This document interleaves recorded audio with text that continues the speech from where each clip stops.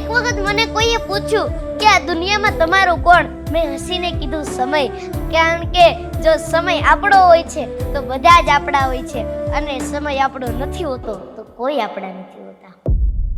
નાની ઉંમરની અંદર તમને આ ભક્તિની અંદર રસ કઈ રીતના પડ્યો?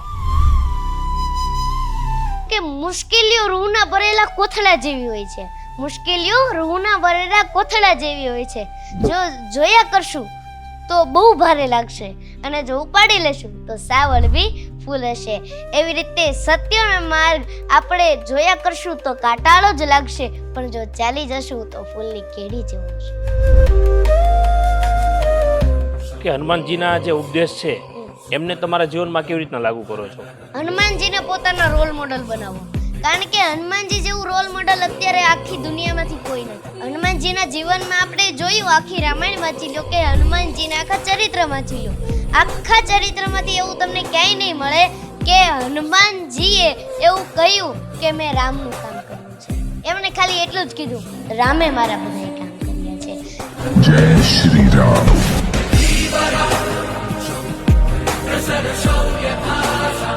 ભગવાન શિવનો સૌથી મોટો ભક્ત રાવણ હતો, બરાબર? એમની પાસે સારી તાકાત હતી, છતાં પણ એમનામાં અહંકાર હતો.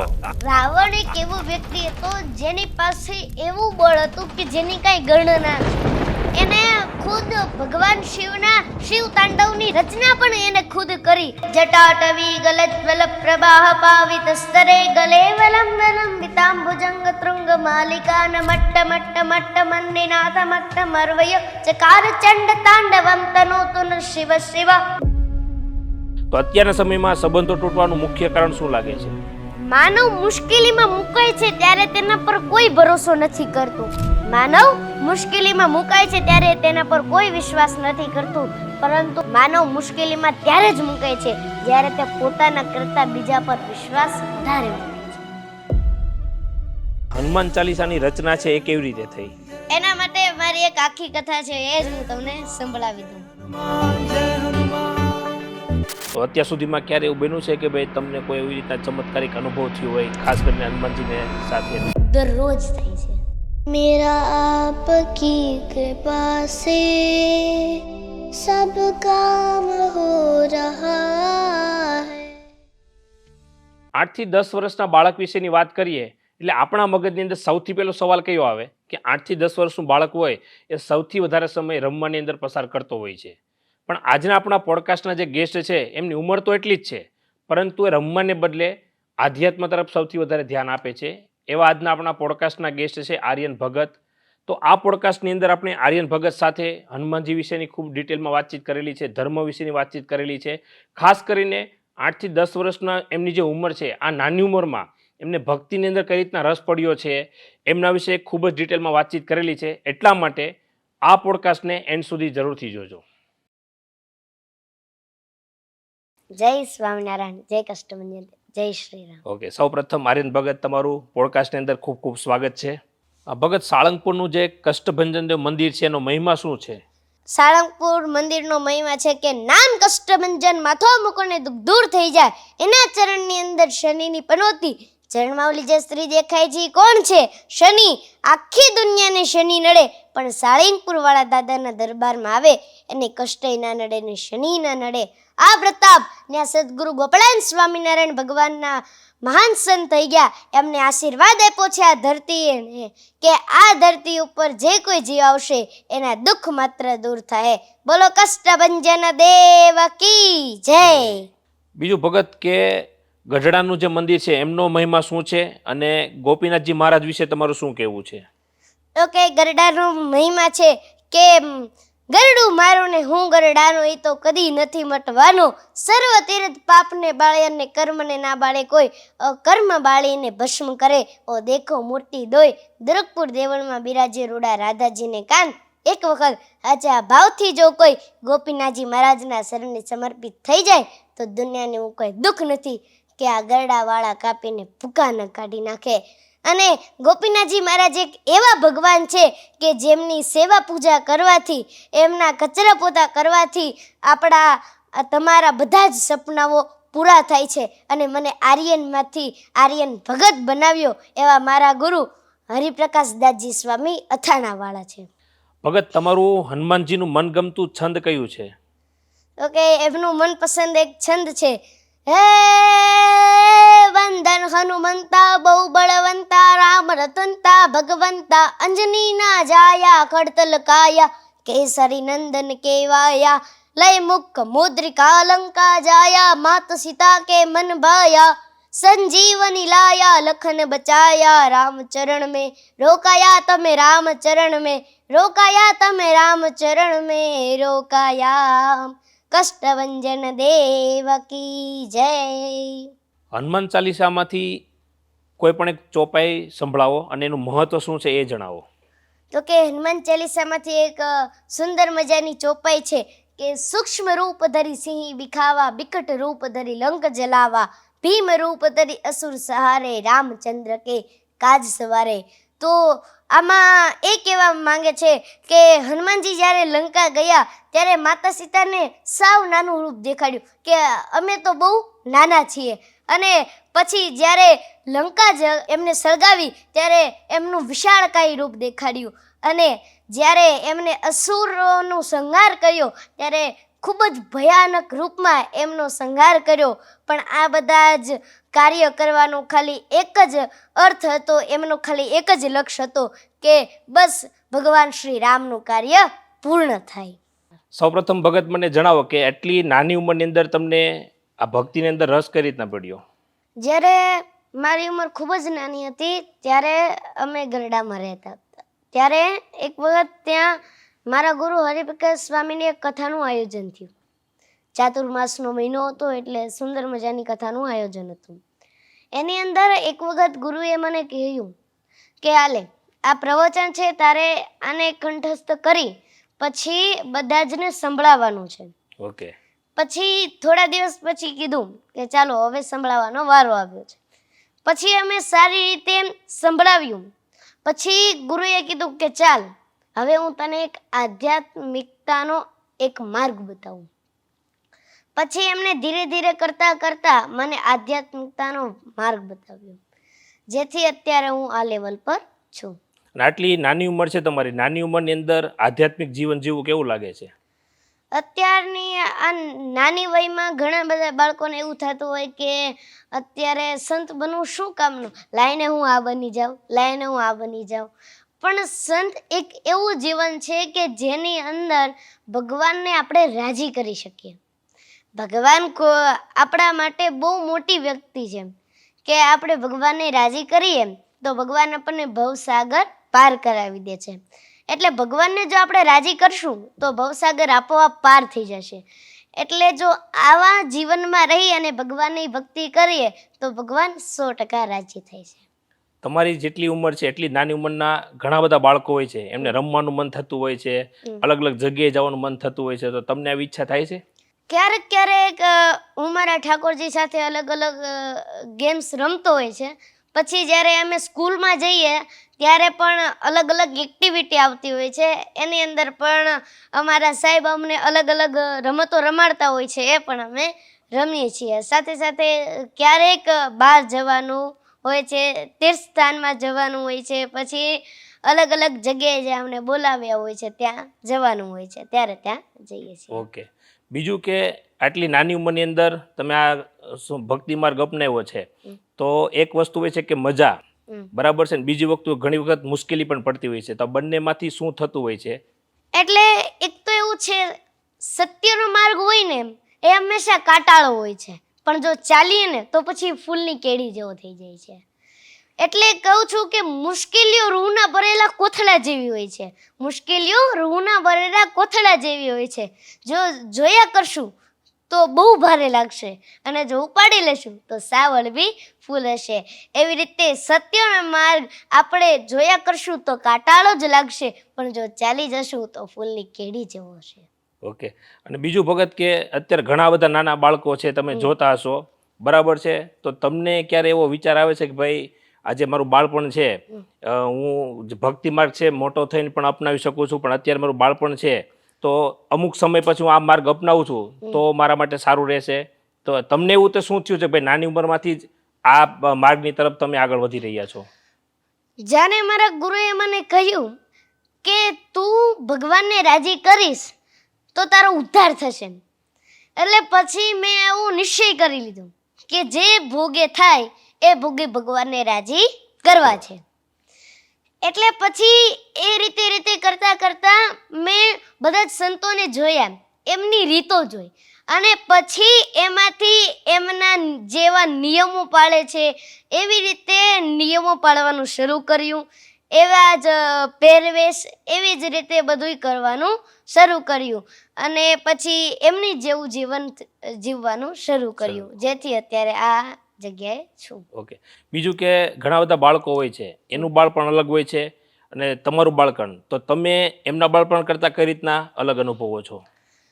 જો કે અમુક બાળકોને તો એવી જ ઈચ્છા હોય છે કે હું મોટો થઈને ડૉક્ટર બની જઈશ, કે હું મોટો થઈને સાયન્ટિસ્ટ બનીશ, હું મોટો થઈને એન્જિનિયર બનીશ. પણ એ લોકોએ જરા એવું પણ વિચારવું જોઈએ કે આપણે મોટા થઈને બનશું તો આપણે શું કરવું જોઈએ. આપણે બીજાને મદદ થાય એવી રીતે આપણે ડૉક્ટર બનવું જોઈએ.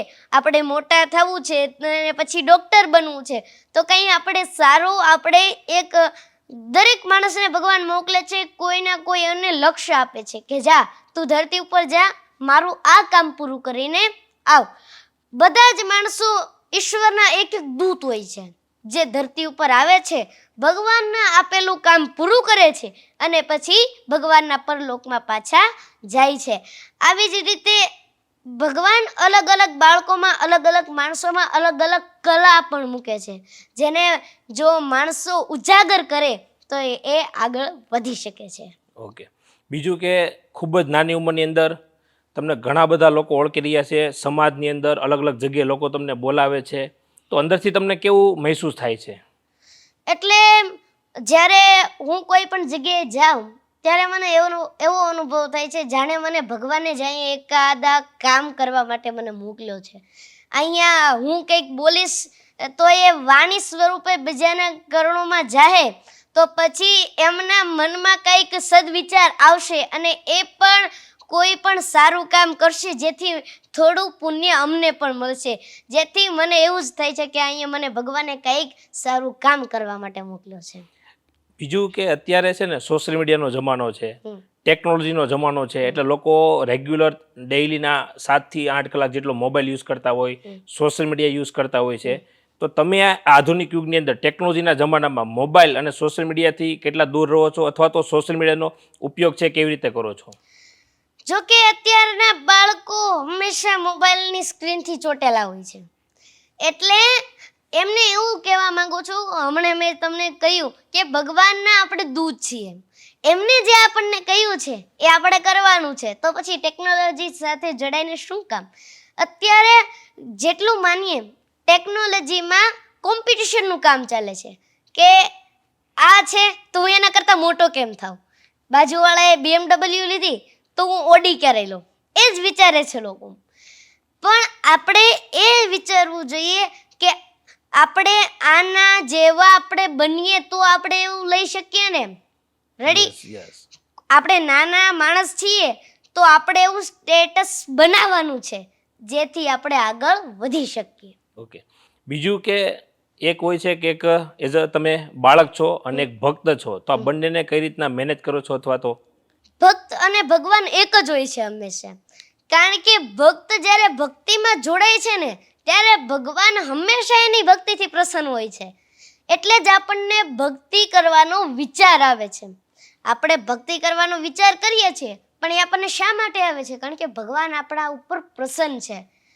અને જાજી વખતે આપણને નકરો એવો જ વિચાર આવતા હોય કે હું આના કરતાં મોટું થઈ જાઉં, હું આન જેવું થઈ જાઉં, હું આના કરતાં થોડોક મોટો થામ.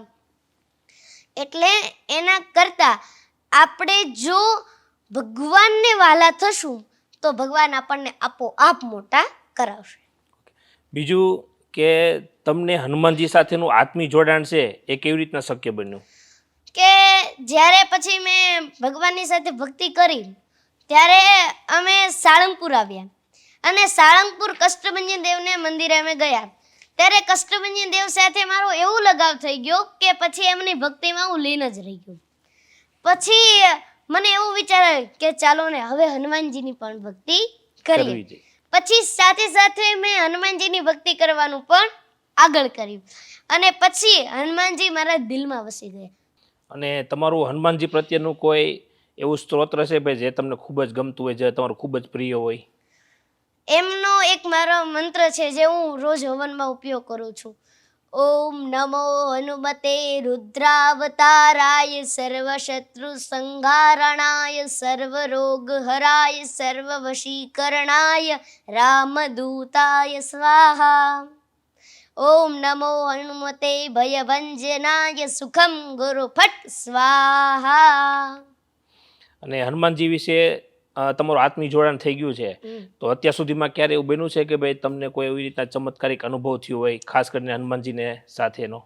જ્યારે પણ હું કોઈ પણ શુભ કાર્ય કરું છું અથવા રોજે રોજ જ કહી દો કે રોજે રોજ હનુમાનજી સાથે જ્યારે હું હનુમાનજીને યાદ કરું ને ત્યારે અંદરથી જ એક ઉર્જા પ્રગટ થાય છે, કારણ કે હનુમાનજી મારા દિલમાં છે અને આવો અનુભવ મને દરરોજ થાય છે. બીજું કે હનુમાનજીને આપણે નિસ્વાર્થ ભાવ માટે યાદ કરતા હોઈએ છીએ, મતલબ એમને કોઈ પ્રકારનો સ્વાર્થ નહોતો, એમને ભગવાનની સેવા કરી તો નિસ્વાર્થ ભાવે કરેલી છે. તો અત્યારના સમય પ્રમાણે તમારું શું કેવું છે? અત્યારના સમયમાં જેટલા પણ લોકો છે, માણસો છે જે સેવા કરે છે અથવા તો નિસ્વાર્થ ભાવનું લોકોએ કોઈ પણ પ્રકારની સેવા કરવી હોય તો કેવા ભાવથી કરવી જોઈએ, અને અત્યારના સમયની પરિસ્થિતિ શું તમને લાગે છે? કે અત્યારના લોકો અત્યારે ડિજિટલ બાજુ જઈ રહ્યા છે અને કોમ્પિટિશન બાજુ જઈ રહ્યા છે. એટલે મારે એમને ખાલી એટલું જ કહેવું છે કે જો તમે ભગવાનને સાથે લઈને જો સેવાનું કાર્ય કરશો અથવા કોઈ પણ સારું કામ કરશો તો ભગવાન તમને જરૂરથી પ્રસન્ન થશે અને તમારું જે કામ છે એને સફળ બનાવશે. માટે ભગવાનને સાથે લઈ અને જો આપણે આગળ વધવાનો ધંધો શરૂ કરીએ તો આપણે 100% સક્સેસ એમાં થાય છે. બીજું કે હનુમાનજીના જે ઉપદેશ છે એમને તમારા જીવનમાં કેવી રીતના લાગુ કરો છો?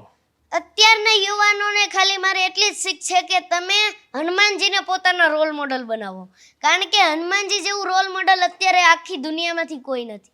હનુમાનજી એ શીખવાડે છે કે તમે કોઈની સેવા કરો કે કોઈના જીવનમાં સમર્પિત થાવ તો નિસ્વાર્થ ભાવે થાવ. હનુમાનજીના જીવનમાં આપણે જોયું, આખી રામાયણ વાંચી લો કે હનુમાનજીના આખા ચરિત્ર વાંચી લો, આખા ચરિત્રમાંથી એવું તમને ક્યાંય નહીં મળે કે હનુમાનજીએ એવું કહ્યું કે મેં રામનું કામ કર્યું છે. એમણે ખાલી એટલું જ કીધું, રામે મારા બધાય કામ કર્યા છે. અને બીજી વાત તો એ કે હનુમાનજી કોઈ પણ કામમાં પાછી પાની ન કરતા કે થઈ જાય ને થાય ને એવું નહીં, કરી બતાવ્યું. પણ અત્યારે સુધીમાં હનુમાનજી માટે એવું કોઈ કામ નથી જે અશક્ય હોય. હનુમાનજી બધા કામને શક્ય કરી શકતા હતા, છતાં પણ રામના દાસ બનીને રહેતા હતા. માટે આપણને જેમને શીખવાડ્યું છે એમને આપણે દાસ બનીને રહેવું જોઈએ. પછી આપણે ભલે એમનાથી ઊંચું પદ મળી જાય પણ જેને આપણને શીખવાડ્યું છે એના આપણે દાસ રહેવું જોઈએ. મતલબ જીવનમાં જેમની પાસેથી આપણે શીખવા મળેલું છે એમના ઉપર આપણે ક્યારેય જવું ના જોઈએ, ભલે આપણે પોઝિશનમાં કે બીજી રીતે ઉપર જતા રહીએ પણ એમનું ઋણ છે આપણે ક્યારેય ચૂકવી ના શકીએ, એટલે હંમેશા એમનું આપણે ઋણી રહેવું જોઈએ. અત્યારના સમયની વાત કરું કે તમને જે રીતના તમે કીધું કે હનુમાનજીનો સાથેનો તમારો ડેઈલી મિલાપ થતો હોય છે તો હનુમાનજી પ્રત્યેની આટલું શ્રદ્ધા હોય છે, તો આ પ્રકારનું ઘણી વખત કેવું થતું હોય છે કે ભાઈ લોકોને અત્યારના સમયમાં જોઈએ તો એટલી બધી શ્રદ્ધામાં માનતા નથી, અથવા લોકો એમ કહેતા હોય છે કે ભાઈ રિયલમાં ભગવાન સાથે એટલું કનેક્શન હોતું નથી. તો શું આ રિયલમાં સાચું હોય છે? જો કે હનુમાનજી તો ચિરંજીવી છે તો તમને પણ ખબર હશે, કારણ કે જ્યારે હનુમાનજી ભગવાન શ્રી રામ પાસેથી અંગૂઠી લઈ અને માતા સીતા પાસે ગયા અને સાચી ઓળખાણ આપી ત્યારે માતા સીતાએ એમને અજર અમર ગુણ નિધિ શુદ્ધ હોય આવું વરદાન આપેલું કે તું અજર પણ થઈશ અને અમર પણ થઈશ. આવું એમને વરદાન આપેલું, જેથી એ ચિરંજીવી છે અને હાલમાં પણ આપણા બધા જની વચ્ચે પણ છે. એટલે જે લોકો એવું કહે છે એના માટે મારે એટલું જ કહેવું છે કે ભગવાન જે તમારા કામ કરે છે, તમે જ્યારે પણ કોઈ પણ જગ્યાએ જાઓ છો, તમે મંદિરે જાઓ છો તો ભગવાન જ પ્રાર્થના કરો છો ને, બીજાને થોડે કંઈ પ્રાર્થના કરો છો કે તમે મારું આટલું કામ કરી દેજો. અને કોઈને પણ આપણે પ્રાર્થના કરીએ છીએ તો ભગવાન જ એના મનમાં એવા આશીર્વાદ આપતા હશે કે તું આને હા કે ના કે.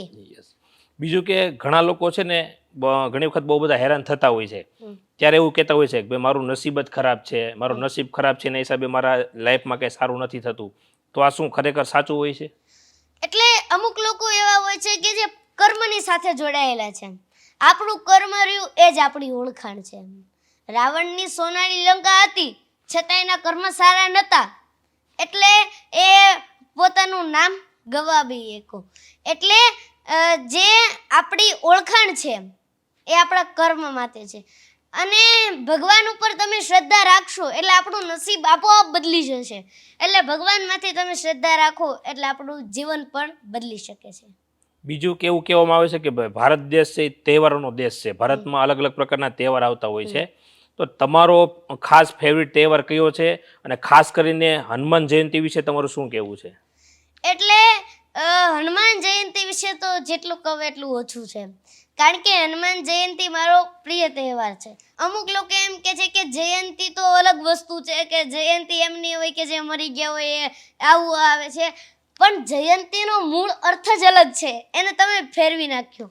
જયંતિનો અર્થ છે કે જેની જયોનો કોઈ અંત જ ન હોય એને જયંતિ કહેવામાં આવે છે. એટલે હનુમાનજીનો જ્યારે જન્મ થયો ત્યારે એ દિવસેથી હનુમાન જયંતિ ઉજવવાનું શરૂ થયું અને આ તહેવાર પણ મને ખૂબ જ ગમે છે. અને હનુમાનજીના જીવનમાંથી તમે શું શીખ્યા? હનુમાનજીના જીવનમાંથી આપણે એ શીખવું જોઈએ કે હનુમાનજી એક નિખાલસ ભાવના ભક્ત હતા. આપણે કોઈ પણ ભગવાનની ભક્તિ કરીએ છીએ, ભગવાન રામની કરીએ, ભગવાન કૃષ્ણની કરીએ, ભગવાન સ્વામિનારાયણની કરીએ, તો કોઈ પણ સ્વાર્થ વિના જો આપણે એમની ભક્તિ કરીએ તો એ ભક્તિ આપણી 100% સફળ થાય છે.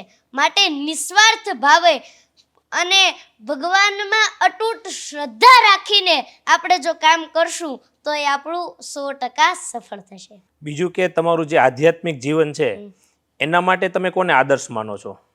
એટલે મારું આધ્યાત્મિક જીવન છે એના માટે તો હું મારા ગુરુજને જ માનું છું. ઓકે. અને ગુરુ સાથે સમય વિતાવવો કેટલો જરૂરી છે અને તમે તમારા ગુરુજી સાથે કઈ રીતના સમય વિતાવો છો? એટલે જ્યારે એ હાજર હોય છે ત્યારે એમની સાથે બહુ વધારે સમય નિભાવું છું. અને જ્યારે એમને હું મનોમન યાદ કરું ત્યારે એવું જ થાય છે કે ગુરુ મારી સામે જ છે. અને જીવનમાં ગુરુનું શું મહત્વ હોય છે? જીવનમાં ગુરુનું એ મહત્વ હોય છે, આપણે એક બાળપણથી એક શ્લોક શીખ્યા હતા, રેડી, કે ગુરુર બ્રહ્મા ગુરુર વિષ્ણુ ગુરુર દેવો મહેશ્વર ગુરુર સાક્ષાત પરબ્રહ્મ તસ્મે શ્રી ગુરુ વે નમઃ. એટલે આ શ્લોક ઉપરથી આપણને એ અર્થ મળે છે કે ગુરુ છે એ જ બ્રહ્મા છે, ગુરુ છે એ જ વિષ્ણુ છે અને ગુરુ છે એ જ મહેશ્વર એટલે ભગવાન શંકર છે. એટલે આ ત્રણેય અલગ અલગ કામ કરે છે.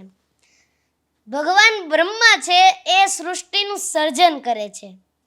પછી ભગવાન વિષ્ણુને જોઈએ તો કે ભગવાન વિષ્ણુ આપણા બ્રહ્માંડને સંચાલિત કરે છે, એને ચલાવે છે. પછી ભગવાન મહાદેવ, ભગવાન શંકર તો કે ડિસ્ટ્રોય કરે છે, એનો વિનાશ કરે છે. એટલે આ સેમ ટુ સેમ કામ જ ગુરુ કરે છે. જેમ કે બ્રહ્મા સર્જન કરે છે એવી જ રીતે ગુરુ આપણી અંદર સદવિચારોના સર્જન કરે છે. પછી કે ભગવાન વિષ્ણુ સંચાલન કરે છે, તો કે એવી જ રીતે ગુરુ આપણી અંદર સદવિચાર અને દુર્વિચારોના સંચાલન કરે છે. અને બીજું છે કે ડિસ્ટ્રોય ભગવાન મહાદેવ, તો કે આપણે અંદરના રહેલા ખરાબ વિચારોને એ ડિસ્ટ્રોય કરે છે. અને મારા ગુરુ છે હરિપ્રકાશ દાસજી સ્વામી. અને અત્યાર સુધીની વાત કરીએ તો ભાઈ ગુરુના જીવનમાંથી તમારા મતે તમે શું શીખ્યા છો? કે એવું કહેવામાં આવતું ભાઈ ગુરુને જીવનમાંથી હરેક વસ્તુ શીખવા જેવી જ હોય છે, છતાં પણ તમને એવું શું લાગે છે કે આ તમે તમારા ગુરુના જીવનમાંથી અથવા ગુરુનું વાંચન કરીને શીખ્યા હોય? તો કે પહેલું તો કે આપણે ગુરુ આપણને શિક્ષા આપે છે એને આપણે ગ્રહણ કરવી જોઈએ. કારણ કે એમની વાણી એવી હોય છે જે આપણે ગ્રહણ કરીએ અને એનો અર્થ સમજીએ ને ત્યારે જ આપણને ખબર પડે છે કે ગુરુ આપણને શું કહેવા માંગે છે. કારણ કે કોઈ પણ શબ્દનો એક અર્થ હોય છે અને એવી જ રીતે ગુરુને કહેવાનો પણ એક અર્થ હોય છે. કારણ કે ગુરુ જે આપણને કહે છે આપણા સારા માટે, આપણા ભલા માટે કહે છે. એટલે જ્યારે ગુરુ કહેતા હોય ત્યારે એમના કહેવાનો આપણે અર્થ સમજવો જોઈએ કે ગુરુ મને શું શીખ દેવા માંગે છે. બીજું કે હનુમાન ચાલીસાની રચના છે એ કેવી રીતે થઈ? એના માટે મારી એક આખી કથા છે, એ જ હું તમને સંભળાવી દઉં. તુલસીદાસજી આ ધરતીની ઉપર 132 વર્ષ જીવ્યા. રામનો સાક્ષાત્કાર હતો એ મહાપુરુષને. એક વખત તુલસીદાસજી દિલ્હી કે કાશી વચ્ચેથી નીકળતા હશે, એમાં એક વૃદ્ધ સ્ત્રી ખોળો પાથરીને પગે લાગી. એટલે તુલસીદાસજીએ બે હાથ મસ્તક ઉપર મૂકી અને આશીર્વાદ આપ્યા કે અખંડ સૌભાગ્યવતી ભવ. એટલે તરત પેલી સ્ત્રીએ કીધું કે સ્વામી, આશીર્વાદ પાછા લઈ લો તમે. તો કે કેમ? તો કે તમે અત્યારે મને અખંડ સૌભાગ્યવતીના આશીર્વાદ આપ્યા અને મારો ધણી તો હજી હમણાં જ મરી ગયો છે, આખું ગામ ભેગું થયું છે એને બાળી જવા માટે, એટલે આ તમે આવ્યા છો એમ સાંભળી હું તમને પગે લાગવા માટે આવી. એટલે તુલસીદાસજીએ કીધું કે મારા મોઢામાંથી નીકળેલો શબ્દ કોઈ દાડો ખોટો ન પડે, હાલ તારા ઘરે. અને પછી તુલસીદાસજી આવ્યા એના ઘરે, આખું ગામ ભેગું થયેલું, ઓલો સૂતેલો તૈયાર કરેલો નાના મીમાં બાંધવા માટે. અને પછી તુલસીદાસજીએ કહ્યું કે હવે બધાય ફરતા બેસી અને ધૂન બોલો. પછી બધાય ફરતા બેસી તુલસીદાસજી એના મસ્તક માથે હાથ મૂકી અને રામ નામની ધૂન બોલ્યા. અને જેવું રામ નામનું ભજન તુલસીદાસજીએ કર્યું અને ઓલો માણસ મરી ગયો તો એ બગા સુકાઈને બેઠો થયો અને બધાને જય શ્રી રામ કીધા. અને આ વાત વાયુ વેગે આખા શહેરમાં ફેલાણી. એ વખતે દિલ્હીનો રાજા અકબર શહેનશાહ હતો. એમના એક મંત્રી ટોડલમલ વિદ્ધ મંત્રી હતા અને એમના એક બીજા મંત્રી મુસ્લિમ રહેમલ ખાન કૃષ્ણના ઉપાસક હતા અને તુલસીદાસજીના સેવકો હતા. એમને એક વખત અકબર રાજાને કીધું કે हमारे राज्य में एक ऐसा साधु ऐसा एक फकीर है कि जो मुर्दों को भी जिंदा करता है. અકબરે આવું પહેલી વખત સાંભળ્યું એટલે એને કીધું તો કોઈ બુલાવો છે દરબારમાં. અને તુલસીદાસજી હતા ને સ્વાભિમાની સાધુ હતા અને તુલસીદાસજીએ સ્પષ્ટ શબ્દોમાં ના પાડી દીધી કે મેં दिल्ली दरबार में आ नहीं सकता, मुझे दिल्ली दरबार की कोई आवश्यकता नहीं, उससे बड़ा तो मेरा ठाकुर का दरबार है, वहाँ हर दिन दरबार लगता है, मैं वहाँ बैठता हूँ. એટલે પછી તુલસીદાસજી આવું કીધું એટલે ઓલા બધા તો પાછા આવ્યા તો કે તુલસીદાસજી તો ના પાડે છે. એટલે પછી અકબર રાજાએ કીધું કે જો ના પાડતા હોય તો મને બાંધીને લઈ આવો. પછી તુલસીદાસજીને બાંધી અને લાવવામાં આવ્યા. પછી તુલસીદાસજીએ કીધું बोलिए शहनशाह क्यों मुझे बुलाया है. એને કીધું કે मैंने सुना है कि आप चमत्कार करते हैं, मुर्दों को जिंदा करते हैं, राम से बात करते हैं, हमें भी इच्छा हो गई है कि आप हमें कुछ चमत्कार करके दिखाओ. એટલે તુલસીદાસજીએ કીધું જો ભાઈ, હું તો રામના દાસનો દાસ છું, હું કઈ ચમત્કાર દેખાડવા વાળો કોઈ તાંત્રિક કે કોઈ જાદુગર નથી. એટલે આ તો ભાઈ રાજા માણા હતા એટલે આવું કીધું એટલે રાજાનું અપમાન થાય. એટલે પછી એમણે તરત આદેશ આપી દીધો અકબરે કે જાઓ તુલસીદાસજી કો કેદ કર લો. અને પછી અત્યારે દિલ્હીની બાજુમાં જે ફતેહપુર સિકરી છે એની જેલમાં તુલસીદાસજીને પૂરવામાં આવ્યા. અને પછી જેનો ગુરુ હનુમાન હોય, જેનો બાપ સમર્થ રઘુવીર હોય, જેના રોમે રોમમાં રામ હોય, અને પછી તુલસીદાસજીના અંતરમાંથી જે શબ્દો નીકળ્યા એ 40 ચોપાઈને તુલસીદાસજીએ હનુમાન ચાલીસા નામ આપ્યું. અને પછી આ 40 ચોપાઈ લખાયા પછી તુલસીદાસજીએ પાઠ શરૂ કર્યા. અને હજી તો તુલસીદાસજીના 100 પાઠ પૂરા થયા નહોતા ત્યાં જ દિલ્હીની અંદર ચમત્કાર થયો. હજારો ને લાખોની સંખ્યામાં વાંદરો વાવવું પડે. હવે 2-3 વાંદરા આપણી પાછળ પડી ગયા તો આપણી દશા શું થાય તમે વિચારો. એટલે પછી ત્યાં તો હજારો નહીં પણ લાખોની સંખ્યામાં વાંદરા વાવવું પડ્યા. બધી બાજુ હુપા હુપ બધી બાજુ તબાહી મચાવે. પછી આવી રીતે બધું થતા આ વાંદરાઓના ટોળા ઠેઠ આવતા દિલ્હીના રાજ દરબાર સુધી આવી ગયા. આખું રાજ્ય પરેશાન, એના તોપ ગોળા કાંઈ કામ ન આવ્યું. અને પછી તો અકબરે સાવ પરેશાન થઈ ગયો અને એવો કંટાળી ગયો ને કે ઠંડા પોળ રૂમની અંદર બેહાડે તોય પરસેવે રેપજેપ થઈ જાય, રાતે ઊંઘ આવે નહીં, ખાવાનું ભાવે નહીં. પછી એક વૃદ્ધ હાફિઝ ખુદાનો સાચો બંદો હતો, એને અકબરે આવીને કીધું કે શહેનશાહ तुझसे एक साधु का अपराध हो गया है। मैंने सुना है कि तूने एक साधु को बंदी खाने में डाला है। એની માફી માંગી, હાથ જોડી અને સન્માનપૂર્વક છોડી દેજે જો તારે જીવવું હોય તો. અને અકબર હતો ને એ બુદ્ધિશાળી માણસ હતો. તમને એવું થયું હશે કે અકબર બુદ્ધિશાળી શા માટે? એટલે એનો જવાબ એ છે કે બુદ્ધિશાળી માણસ એટલા માટે હતો કારણ કે એ સારા માણસનો સંગ કરતો હતો. જે સારા કામ કરતા હોય, સારા વિચાર રાખતા હોય, એમનો એને સંગ હતો. એટલે પછી તુલસીદાસજીને છોડ્યા, હાથ જોડી માફી માંગીને કીધું कि मुझसे भूल हो गई, ये दरबार आपका है, मैं भी आपका हूँ, आते जाते रहिएगा. तुलसीदास जी ये कीधु कि हम वहाँ नहीं बैठते जहाँ विलास होता है, हम तो वहाँ बैठते हैं जहाँ मेरा मान होता है. અને પછી આ તુલસીદાસજીની આ રચના હનુમાન ચાલીસા થઈ.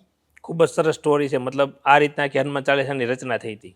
બીજું કે ભગવાનની અંદર લોકોને શ્રદ્ધા હોય છે અથવા વિશ્વાસ હોય છે, તો આ શ્રદ્ધા અને વિશ્વાસ કેવી રીતના વિકસાવી શકાય?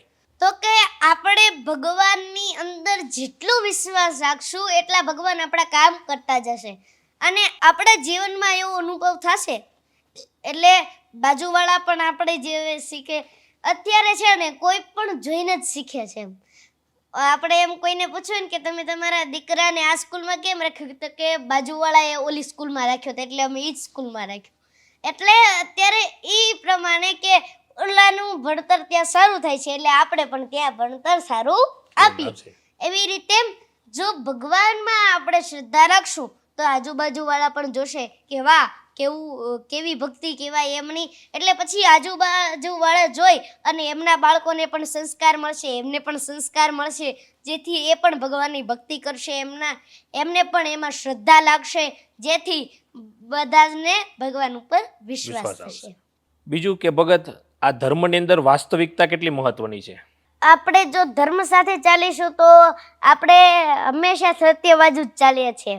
કારણ કે ધર્મ છે હંમેશા સત્યની સાથે જ હોય છે.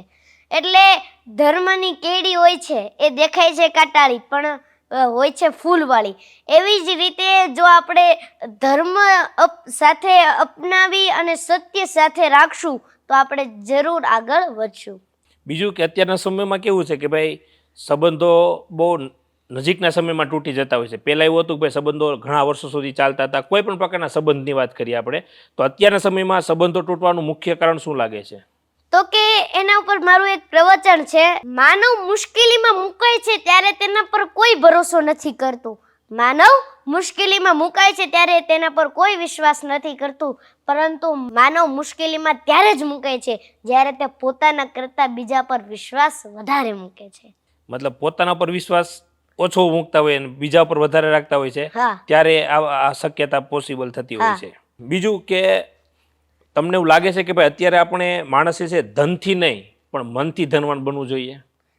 હા, કારણ કે અત્યારે છે ને જો ધન કમાવવું હોય તો બુદ્ધિથી કમાઈ શકીએ છીએ. આપણે કોઈ પણ ધંધો કરવો છે તો આપણને એવો વિચાર આવવો જોઈએ કે આપણે ધંધો કરવો છે.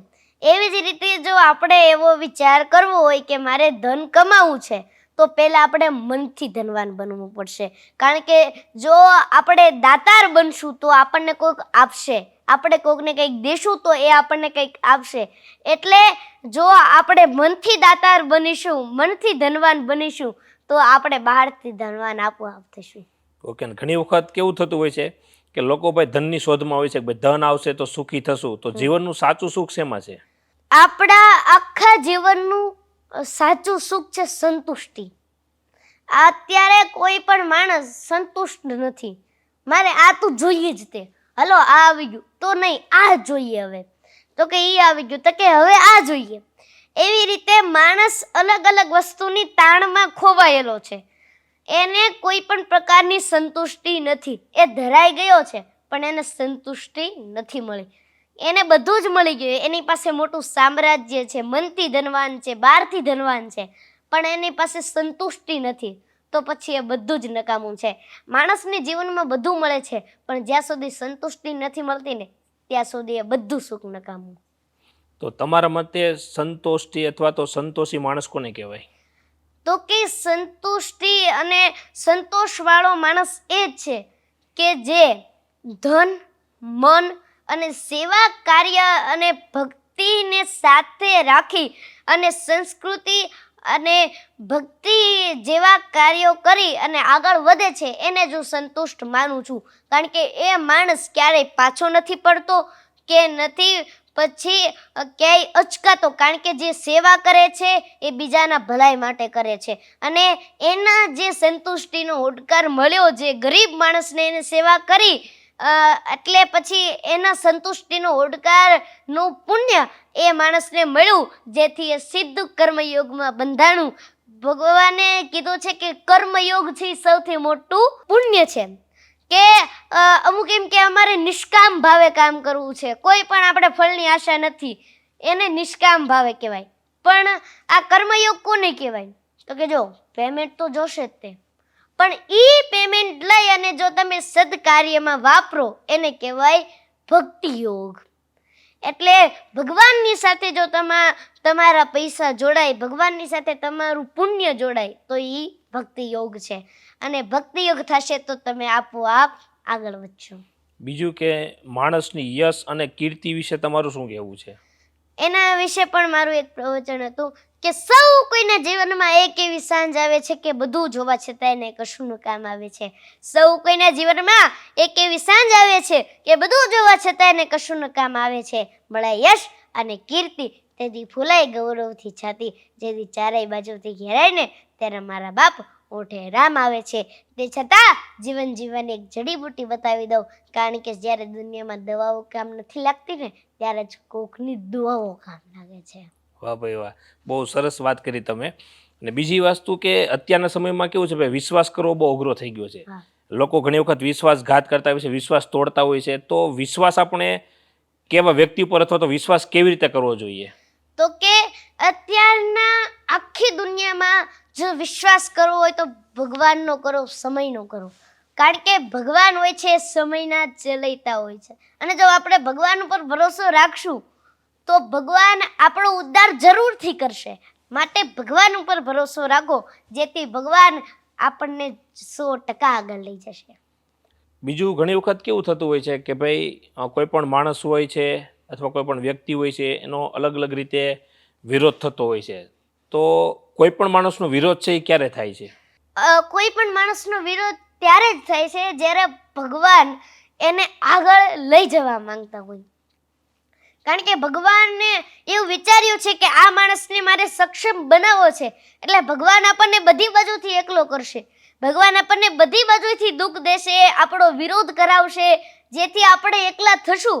પણ જો એ એકલાપણમાં પણ આપણે સક્ષમ ઊભા રહેશું તો ભગવાન આપણને 100% મોટી વ્યક્તિ બનાવશે.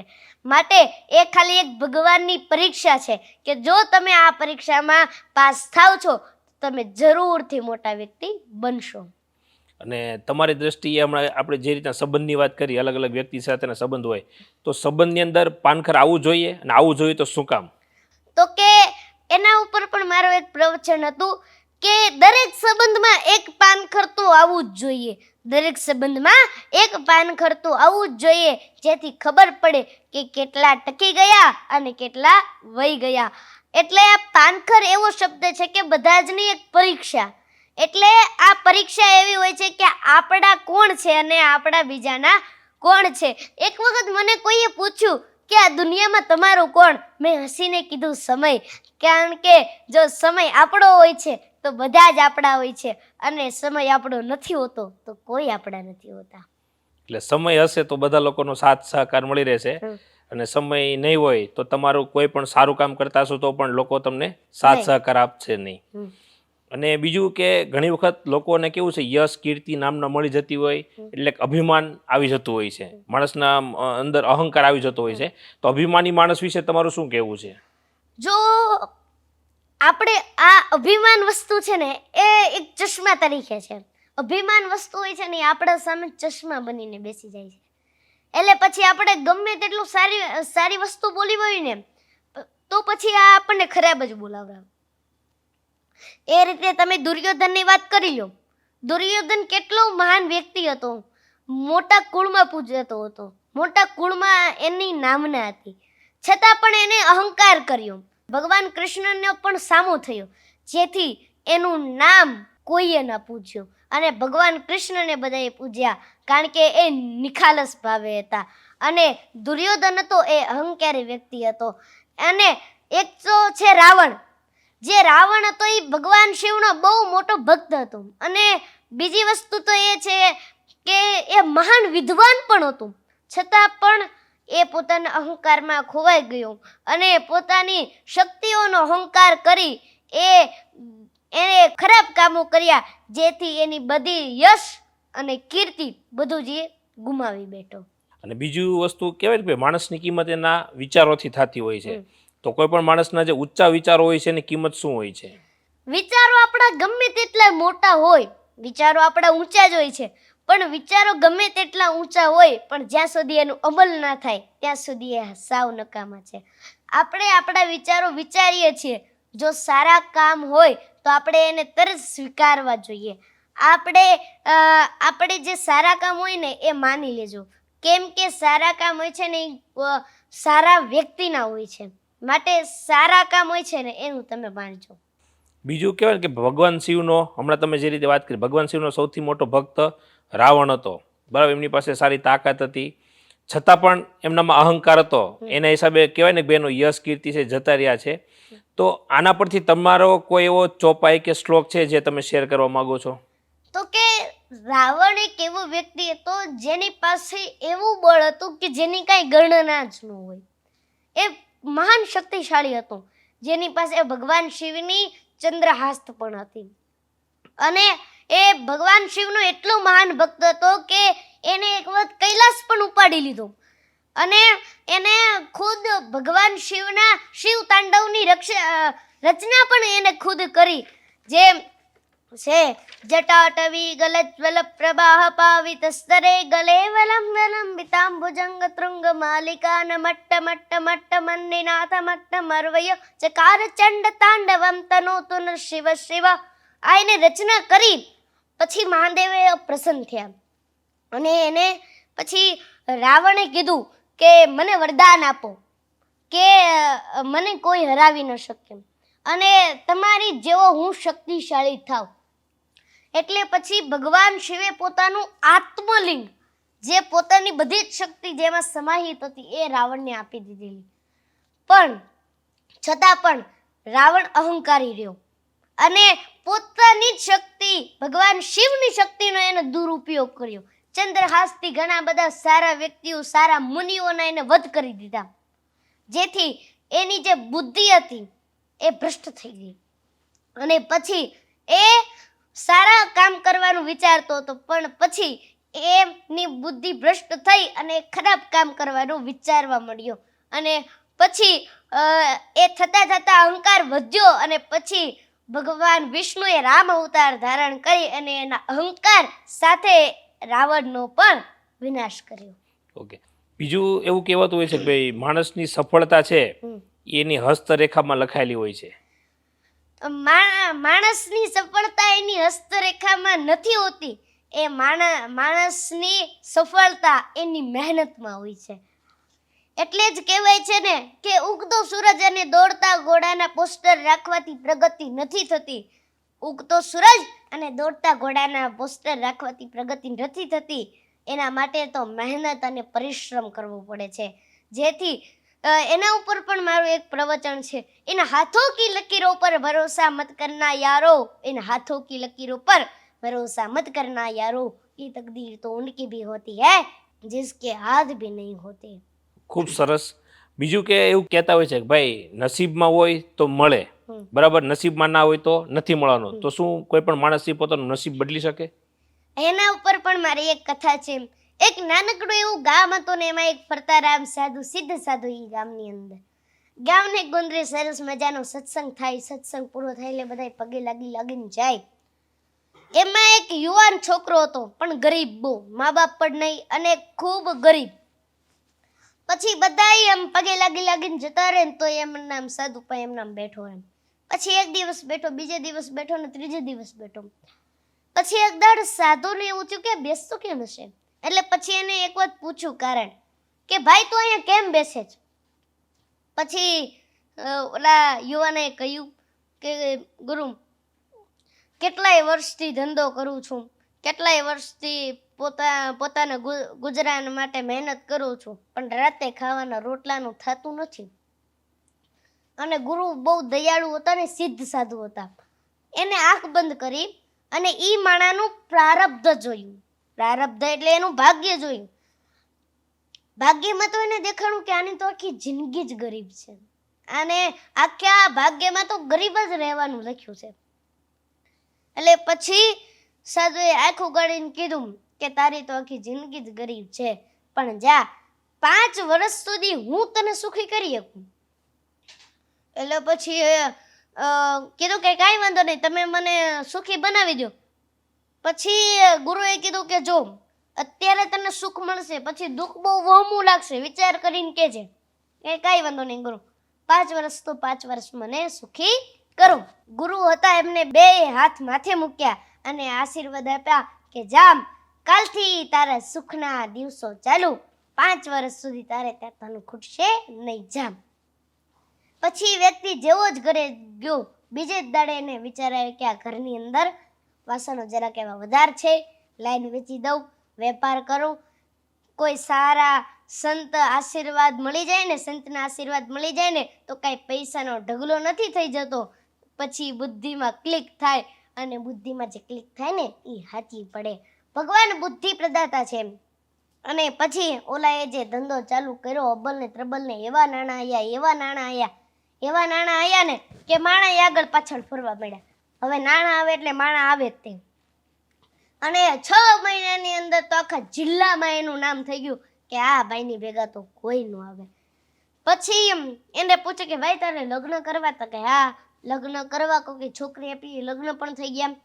અને પછી એને જે વિચાર્યું એ આપણે બધાએ જે મગજમાં ઉતારવા જેવું છે, આજના યુવાનોને મગજમાં ઉતારવા જેવું છે કે ભેગું કરવું જ નથી ને દાન જ કરવું. કારણ કે જો આપણે દાન કરશું તો બીજા પણ આ દાન કરતા શીખશે, અને જો દાન આપણે કરશું તો એનું પુણ્ય પણ આપણને મળશે. એટલે પછી એને દાન કરવાનું શરૂ કર્યું. મોટા મોટા સત્કર્મ કરાવે, કુવાઓ ખોદાવે, વાવું ગળાવે, એ બધે અનક્ષેત્રો ચાલુ કર્યા. મોટા મોટા સંતોને બોલાવીને સત્સંગના પારાયણો કરાય. પછી 5 વર્ષ પછી ઓલા સાધુ, સિદ્ધ સાધુ ફરતા ફરતા પાછા ગામમાં આવ્યા. આખું એ ગામ ભેગું થયું અને ઓલાને તો ભાઈ આ ગુરુ ફેળાતા. દોડતો આવ્યો અને ધૂળમાં દંડવટ કરવા માંડ્યો. એને કીધું કે કેમ છે ભાઈ? તો કે ગુરુ, જ્યારથી તમારી દ્રષ્ટિ મારા ઉપર પડી છે ત્યારથી ઈશ્વરે મને 1000 હાથથી આપવાનું ચાલુ કર્યું છે, પાછું વળીને જોયું નથી. ગુરુ, આ 5 વર્ષમાં દુઃખ હું કહેવાય ને એ મને ખબર નથી પડી, અને આ 5 વર્ષ કેમ જતા રહ્યા એ હોતને ખબર નથી પડી. ગુરુ એને કીધું તૈયાર થઈ જાજે, 2 દિવસ પછી તારા 5 વર્ષ પૂરા થવાના છે, અને જે પરિસ્થિતિ હતી એ જ ચાલુ થાય. એને કીધું કાંઈ વાંધો નહીં ગુરુ, આ 5 વર્ષમાં મારે જે કરવાનું હતું ને એ મેં બધું જ કરી લીધું, પૂન બહુ ભેગું કર્યું છે. અને ગુરુએ ફરી નાક બંધ કર્યો અને ઈશ્વરના દરબારમાં સમાધિમાં જ્યાં જોયું ત્યાં તો ઈશ્વરના દરબારમાં ચોપડા પુણ્યના જમા.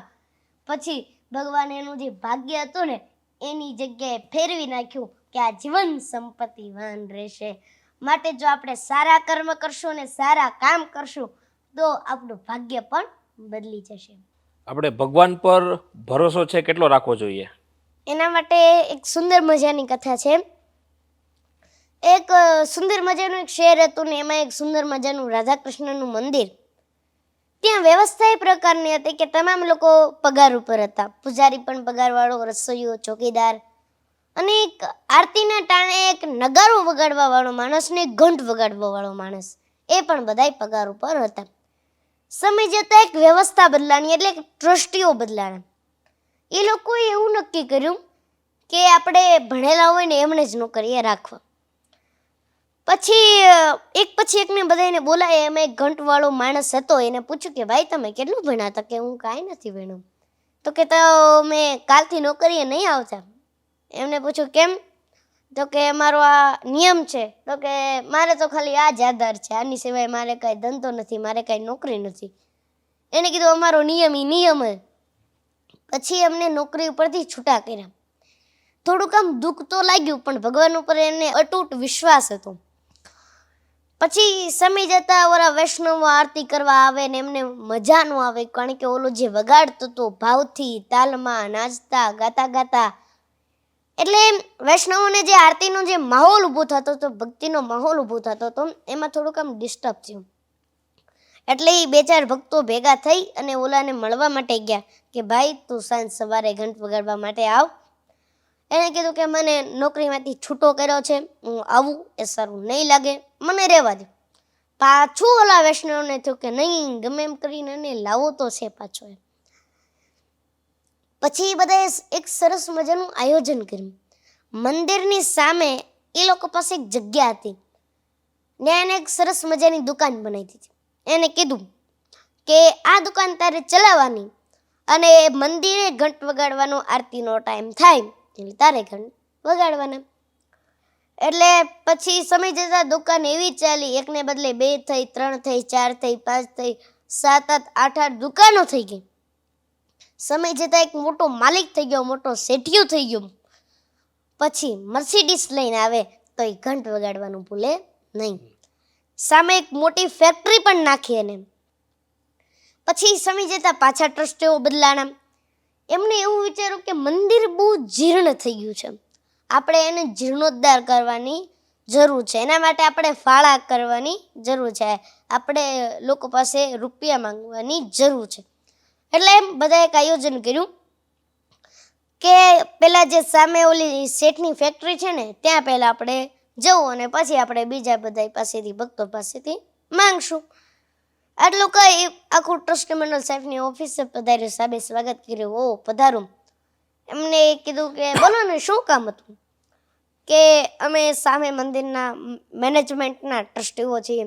સાહેબે કીધું ઓ મારું તો ભાગ્ય ઉડી ગયું કે મારે ત્યાં ભગવાનના ભક્તો વયા. પછી એમને કીધું કે બોલો ને શું કામ હતું?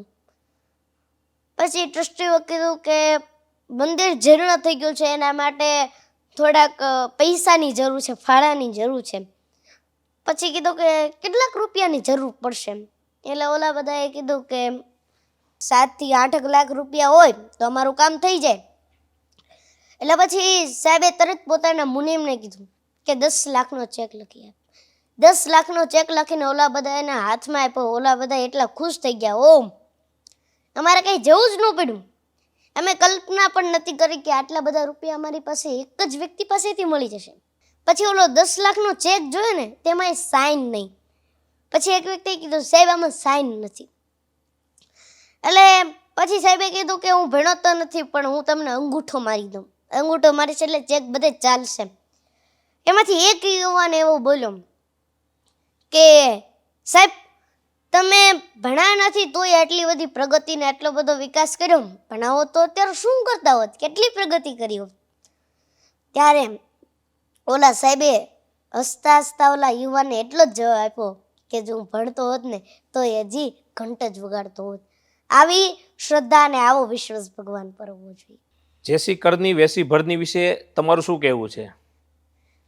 તો કે એના ઉપર મારું એક પ્રવચન છે કે કોઈનું સારું ન થાય તો કાંઈ નહીં, પણ કોઈનું તમે ખરાબ કરવાનું ન ઈચ્છતા. કોઈનું સારું ન થાય તો કાંઈ નહીં, પણ કોઈનું તમે ખરાબ કરવાનું ના ઈચ્છતા. કારણ કે કુદરતનો નિયમ છે જેસી કરની વેસી ભરની.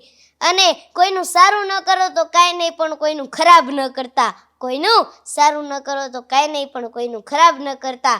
કારણ કે પછી ઈશ્વરની અદાલતમાં વકીલ પણ કામ કરવા નથી આવતા. બીજું કે આપણે ભગવાન પાસે શું માગવું જોઈએ? તો કે ભગવાન પાસે આપણે 2 જ વસ્તુઓ માંગવી જોઈએ. એક તો ભૂલ સ્વીકારવાની હિંમત, અને એક તો ભૂલ સુધારવાનું મગજ. કારણ કે જો આ 2 વસ્તુ આપણી પાસે હશે તો આપણે આ ભગવાન પાસે આપણે માગશું તો આપણે જીવનમાં થોડા આગળ વધી શકશું. ઘણી વખત આપણે બીજાનું દુઃખ જોતા હોય ને ત્યારે પણ આપણને દુઃખ થતું હોય છે, તો આવું શું કામ થતું હોય છે? કે એના ઉપર મારું એક પ્રવચન છે કે જો બીજાનું દુઃખ જોઈને જો તમને પણ દર્દ થતું હોય, જો બીજાનું દુઃખ જોઈને જો તમને પણ દર્દ થતું હોય, એનો મતલબ એવો થાય કે તમારા આત્માની અંદર પણ પરમાત્માનો વાસ છે. આર્યન ભગત સેવા ગ્રુપ દ્વારા કઈ કઈ પ્રકારની સેવાઓ કરવામાં આવે છે? તો કે મારા ગુરુ છે હરિપ્રકાશદાસજી સ્વામી, એમના જે આશીર્વાદ છે એ પ્રમાણે હું અલગ અલગ પ્રકારની સેવા કરું છું અને દરેક પ્રકારની સેવા કરવી મને ખૂબ જ ગમે છે. અને ઘણા બધા ગામડાઓ અને તાલુકાઓમાંથી મારે ફોન આવતા હોય છે કે કાંઈ કામ હોય, કાંઈ સેવા હોય તો અમને કહેજો. એવી રીતે મારે બધા જને સાથે રાખીને આ સેવા કરવી છે. એના માટે એક પ્રવચન છે કે ફોન ગમે તેટલો મોંઘો હોય પણ ચાર્જર વગર નકામો, એમ પરિવાર ગમે તેટલો મોટો હોય પણ સંપ વગર નકામો. એટલે હું બધા જને સાથે રાખી અને સેવા કરવા માંગુ છું. તો ચાલો આપણે બધા જ સાથે મળીને સેવા કરીએ. બીજું કે તમારા માટે સૌથી નસીબદાર બાળક કોણ છે? તો કે મારા માટે સૌથી નસીબદાર બાળક એ જ છે કે હું તો ત્યાં સુધી કહું છું કે જે બાળકને એના બાપની સાથે રમવાની પીઠ મળી હોય ને એ આ દુનિયાનો સૌથી નસીબદાર બાળક છે.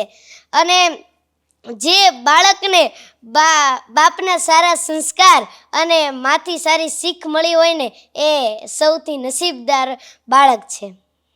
બીજું કે જીવનમાં દયાનો અર્થ તમારા માટે શું થાય છે? તો કે જીવનમાં દયાનો અર્થ એ થાય છે કે આપણે કોઈ પણનું માનીએ છીએ તો એનું કામ આપણે કરીએ છીએ. કારણ કે દયા એ વસ્તુને કહેવાય કે આપણે એના માટે બધું જ કર્યું, એના માટે આપણે આખું જીવન સમર્પિત કરી દીધું. અને જેમ કે આપણે સેવા કરીએ છીએ એટલે એક દયા કરી જ કહેવાય. આપણે પ્રભુજીઓ છે એમના માટે આપણે સેવાઓ કરી તો એ એક પ્રકારની દયા કરી જ કહેવાય. બીજું કે ભગવાનના દરબારની અંદર પાત્ર બનવું હોય તો કેવી રીતે બની શકાય? તો કે ભગવાનનો દરબાર આખો બહુ મોટો છે, જેની અંદર સારા ખરાબ અલગ અલગ પ્રકારના લોકો પાત્ર બનીને આવે છે. તો કે જો આપણે સારા પાત્ર બનવું છે તો આપણે સારા કર્મ કરવા પડે, સારી સેવાઓ કરવી જોઈએ અને સારા કર્મ કરવા જોઈએ. અને જો આપણે ભગવાનના દરબારમાં જો ખરાબ પાત્ર બનવું હોય તો આપણે ખરાબ કામ કરીશું, ખરાબ કર્મ કરીશું, જેથી આપણે ભગવાનના દરબારમાં ખરાબ પાત્ર બનીશું. પણ જો આપણે ભગવાનની નજીક પહોંચવું હોય અને ભગવાનની નજીકનું પાત્ર બનવું હોય તો આપણે સારા કામ કરવા પડશે. અત્યારના સમાજ વિશે તમે શું કહેશો? તો કે અત્યારનો સમાજ ખાલી એક જ વસ્તુ ઉપર હાલ્યો જાય છે, કોમ્પિટિશન. કારણ કે અત્યારના સમાજ રહ્યા એ વાતો ઘણી બધી પ્રકારની કોમ્પિટિશન કરે છે કે આ મોટો છે તો એના કરતાં હું મોટો કેવી રીતે થઉં, એની નીચે પાડવાની કોશિશો માણસ વધારે કરે છે. કે બાજુવાળો કંઈક મોટી વસ્તુ લાવ્યો તો આપણે એના કરતાં મોટી વસ્તુ ક્યારે લાવીએ. પણ આપણે એ વિચારવું જરૂરી છે કે આપણે બધાય ભેગા થઈ અને આપણે બધાય એક થઈ અને મોટી વસ્તુ કમાશું ક્યારે? કારણ કે જો આપણે બધાય એક થશું તો આપણે આપોઆપ આપણી બધી વસ્તુ આપણી પાસે આવી જશે. એટલે આપ સૌ અનેક નહીં પણ એક થાવ. ભગત, આ પોડકાસ્ટનો આપણો લાસ્ટ સવાલ કે આ પોડકાસ્ટ દ્વારા તમે સમાજના લોકોને કયા ભાવ સાથે મેસેજ આપવા માંગો છો? તો કે આ ઓશિયમ એમ ટેક પોડકાસ્ટ દ્વારા મને ખૂબ જ મજા આવી છે. અને આ પોડકાસ્ટમાં હું સમાજને ખાલી બે જ સંદેશ આપવા માંગુ છું કે આપ સૌ વ્યસનથી દૂર રહો અને આપ સૌ અનેક નહીં પણ એક થાવ, એવી મારી આપ સૌને હાથ જોડીને વિનંતી છે. એટલે આપ સૌ અનેક નહીં પણ એક થઈને સેવા કરો. અને અમે ગોપનાથજી મહારાજાની કષ્ટભંજન દેવના ચરણોમાં પ્રાર્થના કરીએ તમે ખૂબ જ આગળ વધો અને ભગવાન તમને ખૂબ જ આગળ પ્રગતિ કરાવે, એવી અમે ગોપનાથજી મહારાજાની કષ્ટભંજન દેવના ચરણોમાં પ્રાર્થના કરીએ. જય શ્રી રામ. જય શ્રી રામ.